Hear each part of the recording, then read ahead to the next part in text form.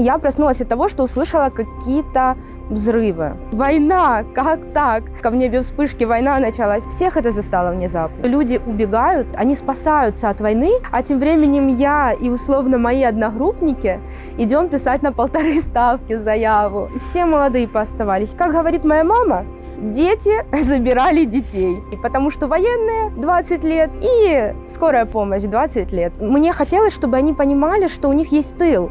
Когда есть тыл, то и воевать проще. Очень многие люди, уже состоявшиеся врачи, уехали. А если мы уедем, а если другие уедут, а если все уедут? Конечно, это очень мотивировало, мы за этим оставались. Мы понимали, что кто-то должен оказывать им помощь. И если мы это не сделаем, то нашего дома не будет.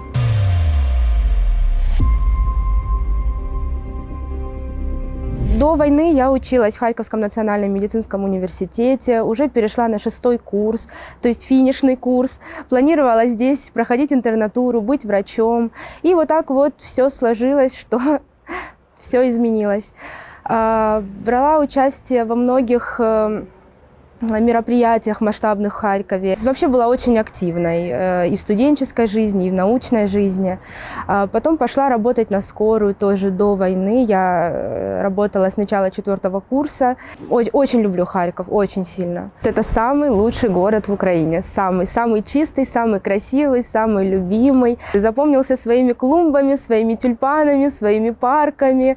Кофе на стрелке – это вообще всегда должно быть. Нельзя не любить этот город. Вот, наверное, харьковчане – это единственные люди в Украине, про которых всегда в любом городе Украины говорят, что они обожают свой город. Кстати говоря, 22 февраля мы поехали гулять в парк Горького. Это последнее мирное воспоминание. У нас остались фотографии с этого дня.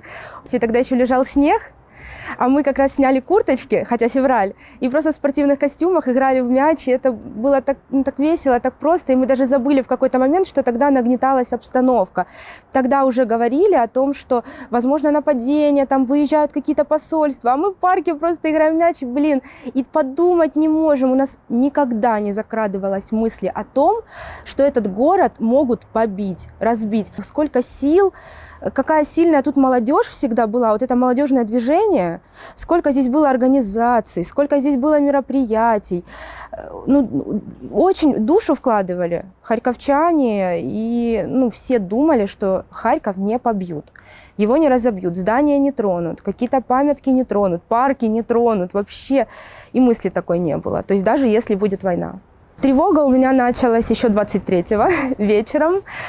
Все говорили за тревожные чемоданчики. Я начала всем собирать эти чемоданчики. Потому что поддалась панике, мне было очень страшно, все что-то собирали, обстановка нагнеталась. Я всем собрала, и они мне говорят: Ань, ты сошла с ума. Что ты себе придумала? Какая война? Ничего не будет. А вообще 21 век, в 21 веке там вообще войны не бывает. Все, соцсети, все обо всем узнают. Никого бить не будут, никаких ракет не будет. Но нет, мы легли спать, и утром в 5 утра я проснулась от того, что услышала какие-то взрывы. Как фейерверки вроде бы. Вот. Только потом я поняла, что это были грады. Такие массивные звуки.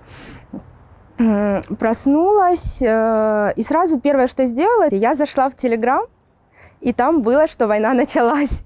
И я не могла в это поверить. Я вообще человек эмоциональный. Я сразу побежала ко всем со словами: «Война! Как так? Как такое может быть и что делать?» В тот момент мама с Димой курили нервно. Сидели, курили и говорили: «Мы не знаем». И так интересно сложилось, что именно этот день, 24 февраля, у мамы и у Димы стояла дневная смена, а у меня нет. А у меня ж мама тоже работает на скорой. Спрашиваю, говорю: что будем делать? Вот война. И она мне говорит: Аня, что делать? Вот скажи, нас где-то ждут? Нас нигде не ждут. Мы нигде никому не нужны. У нас здесь наш дом, здесь наш город, здесь наша квартира, здесь наш дом, наша работа. Здесь мы нужны. Здесь нас ждут. А куда мы поедем? Где нас? В другой стране в какой-то нас ждут? Нас нигде не ждут. И я понимаю, что я не могу их оставить. Они не могут не выйти на работу, потому что, как минимум, Дима медицинский работник. Я понимаю, что если он уже выбрал этот путь, он по нему идти будет. То есть как так, чтобы человек, который выбрал быть фельдшером, врачом, тем более человеком, который работает в неотложных состояниях, чтобы он взял и в момент экстренного, то есть катастрофы, уехал. Хотя у меня не было смены. И я, естественно, пошла с ними на работу. Мы пришли, и какая-то часть людей, условно, не вышла на работу. То есть кто-то просто не вышел и не предупредив об этом. Вот в 8 утра начинается смена, в 7:55 мы звоним человеку, я стою на эвакуации. Говорит, я стою на эвакуации. На какой эвакуации? Кто-то реально не смог доехать. Пара машин у нас осталась без смены. Поэтому то, что я пришла на работу, очень сильно пригодилось. И меня тоже посадили на машину вместо людей, которые не вышли. И мы так отработали. Мы не заходили домой, то есть 4 суток подряд мы работали. Потому что кто-то не мог доехать, кто-то не вышел. Очень многие люди, которые, взрослые люди, у которых уже семьи, которые уже состоявшиеся врачи. Я лично знаю врачей, анестезиологов и реаниматологов, которые уехали, мужчин. И реально остались студенты, и студенты вытянули Харьков. Как по мне, это все благодаря вот этому потерянному поколению, как нас называли. Потому что у нас работали почти все студенты. Мы пришли, мы до этого работали условно на ставку, и студенты, которые пооставались, это просто был парадокс, потому что люди убегают, убегают, они спасаются от войны, не то чтобы убегают, спасаются от войны, а тем временем я и условно мои одногруппники идем писать на 1,5 ставки заяву. Мы в те первые дни войны мы друг за дружку держались. Мы были друг у друга, мы старались заботиться, помогать, переживать. Держались друг за дружку, и это были в основном молодняк. Это были студенты, и ты проезжаешь на блокпостах.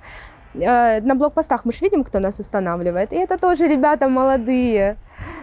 Все молодые пооставались, военные, плюс-минус, тоже очень много молодых ребят. За нас ребята воюют, они отстаивают Харьков, они не хотят его сдавать. И я так думаю, что эти ребята надеются на то, что если их ранят, за ними приедет скорая помощь. И место, которое они защищают, оно окажет им поддержку. То есть они там на передке, мне хотелось, чтобы они понимали, что у них есть тыл. Когда есть тыл, то и воевать проще. А если мы уедем, а если другие уедут, а если все уедут, то никто им не будет оказывать помощь, и за что они тогда, по сути, воюют, отдают свои жизни. Им даже в этой стране тогда никто не поможет. Им не окажут просто первую помощь. И, конечно, это очень мотивировало, мы за этим оставались, потому что мы понимали, что кто-то должен оказывать им помощь. И это раз, а два, это наша земля, и мы ее все вместе защищаем нашими силами, какие у нас есть. И если мы это не сделаем, то нашего дома не будет. Пришли забирать наш дом. И сначала, были обычные вызова, были инфаркты, инсульты были, их никуда не денешь. Человек рассказывал, что вот он был на вызове и увидел эти вспышки.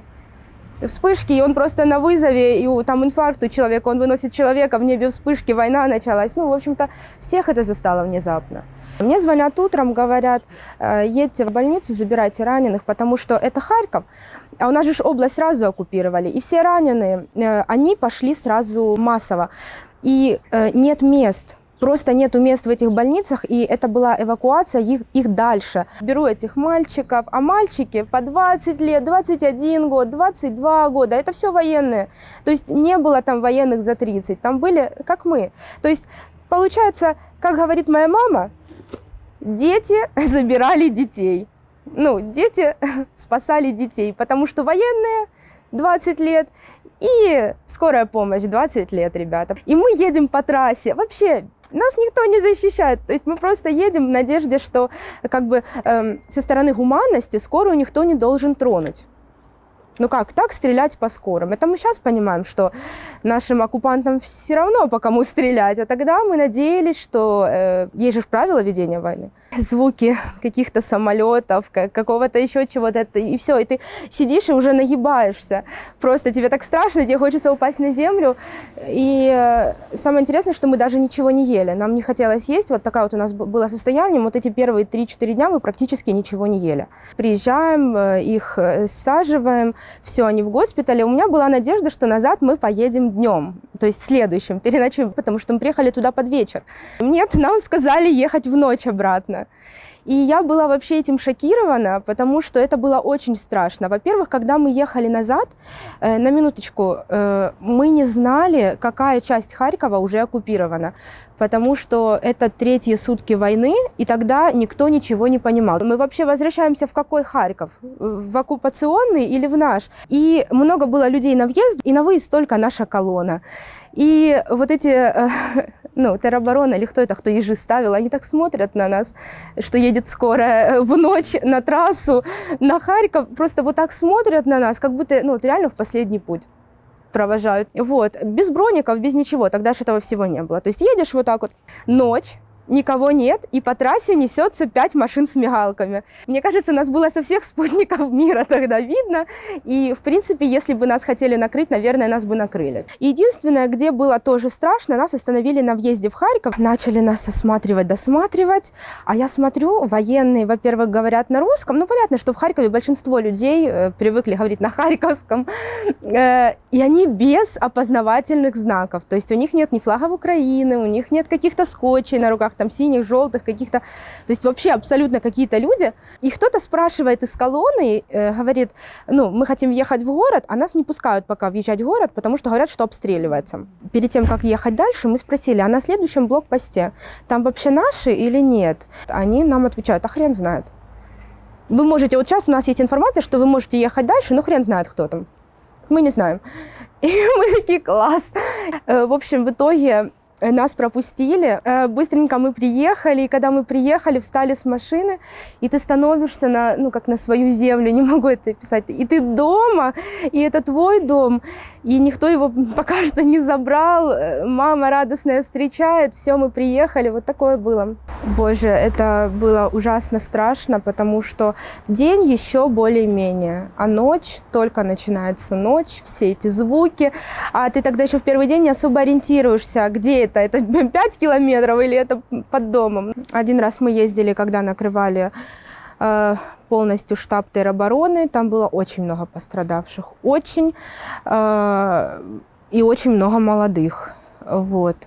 А один раз ездили на цивильных, когда вот на Героев Небесной Сотни, там и сейчас очень сильные разрушения. Я тогда приехала, и первое, что я увидела, это огромный пожар.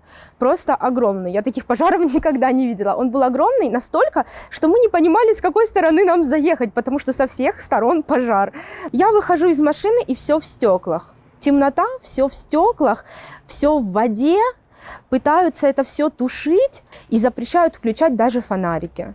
И ты в этой темноте, в этом огне, в этих стеклах, ты должен что-то сделать, где-то что-то разобраться. Я тогда не знала, что мне делать. Я просто, мы приехали, я стою, и я просто... Нас же такому... никто не был к этому готов. Это сейчас мы уже специалисты, мы уже разбираемся в огнестрельных ранениях, мы уже оказываем помощь, а тогда это все было впервые.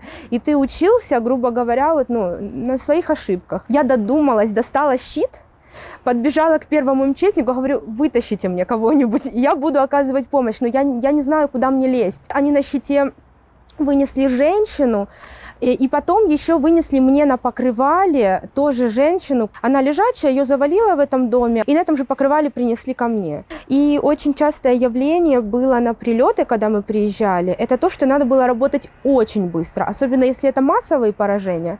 Надо было работать очень быстро, потому что, как правило, удар не один. Ударов всегда было 2 и больше, от 2.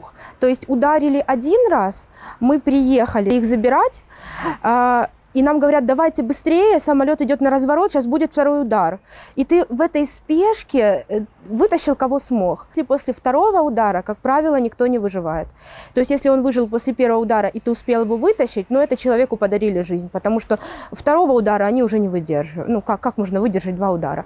А оккупанты, они били от 2 раз. Они всегда в одно и то же место 2 раза, в одно и то же здание 2 ракеты. Ну, с каким-то там интервалом, за который мы успевали приходить. Когда ты к ним приезжаешь, они говорят, что мы вообще думали, что скорая к нам не приедет. А мы приезжаем, и мы оказываем помощь, и люди, они радуются этому, что мы есть, что им есть к кому обратиться, они благодарны за эту помощь. Это люди. Это плюс ощущение, что ты причастен к тому, чтобы спасти чью-то жизнь. Ты причастен к тому, чтобы подарить кому-то этот шанс дальше жить. И их родственники, которые со слезами на глазах потом смотрят на тебя или просто говорят спасибо, что вы есть, ну, вот это очень поддерживает. И, в принципе, мы же выбрали этот путь, быть в медицине, работать в экстренке. Мы это выбрали, и это, ну, в принципе, это то, что нам нравится делать. Мы любим свою работу очень. Наверное, это и заряжает. В основном люди. Люди, благодарность людей. Вот. Это самое главное. Все села рядом с Пятихатками, они были оккупированы, вот это Русская Лозовая, там Тишки. И мы ездили тогда на Пятихатки к передку. Это считается уже тыл, и мы в тылу уже на наших машинах вывозили их. Очень раненых оттуда мальчиков, очень... Оттуда, конечно, приезжали очень раненые ребята. Накрыла 2 общаги 3-этажных на Салтовке и у нас тут на районе. 2 общаги, и я поехала прямо на целый день туда с сортировочной бригадой. То есть мы стояли на случай, там проводились раскопки, и мы стояли на случай, если там кого-то найдут живого. Живого нашли. Нашли одного человека живого уже после обеда, это был шок. Я думала, не найдут никого. Нашли, и, в принципе, выносили очень много трупов. Это то, что мы стояли, я просто рыдала, ну, между работой. Мы ждали все время, и просто на это смотреть ужасно. А ты как медик, ты еще обязан, не просто, да, тебе принесли труп, ты его упаковал, да, в этот мешок, ты должен его описать. Ты медик, ты составляешь протокол вместе с полицией, ты описываешь его.